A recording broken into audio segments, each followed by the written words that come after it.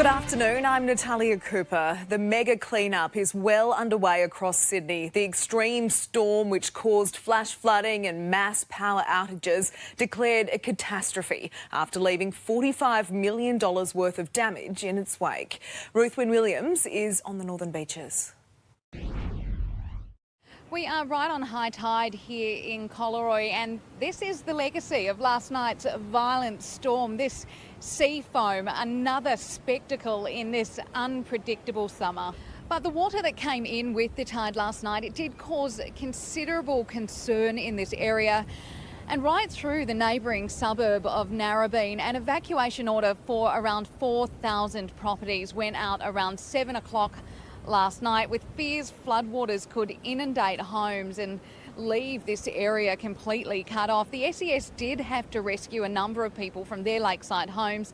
There were around 111 flood rescues right around the state last night and a huge 10,000 call-outs. Some people went to evacuation centres while others, like business owners, they turned to sandbags to try and beat the deluge as it came rushing in. The water just came calming up the street from this direction and that direction. Before I knew it was about a foot outside the door. So we just closed up. Everyone was out of sandbags. We had to go down to the beach, get the sandbags from the sand from the beach and put it up against the doors. Well, some residents, they began to return home this morning. Ian Hughes was very relieved to find the real threat of landslide had spared his house. We had to evacuate 2 young kids, carried them out through the floodwaters and went over to SJJA, our local jiu-jitsu gym, and slept there the night.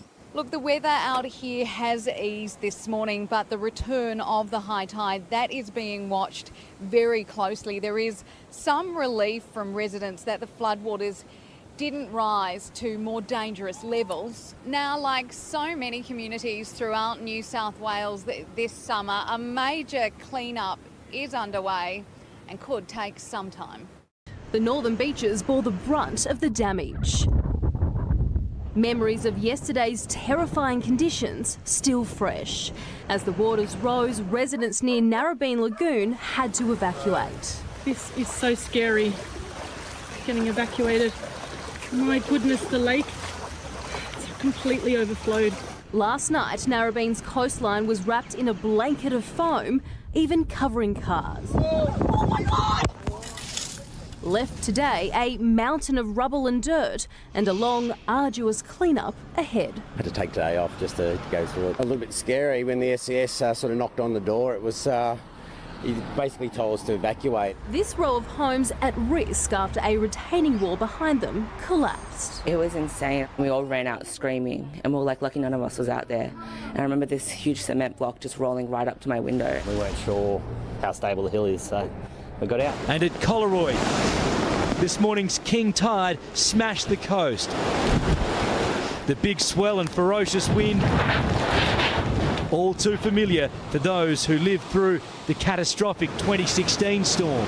Yeah, it is close. Again, it gets a bit scary when it's like this. There has been some work done here to protect these homes since the 2016 event, and conditions at the moment aren't quite as bad as they were back then, but understandably, residents along here right now are very nervous. The roof next door is all coming off. It's been absolutely crazy. It's pretty terrifying, actually. Big waves closing beaches.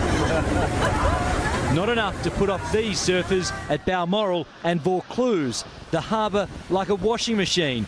This video taken on the last Manly ferry before services were cancelled.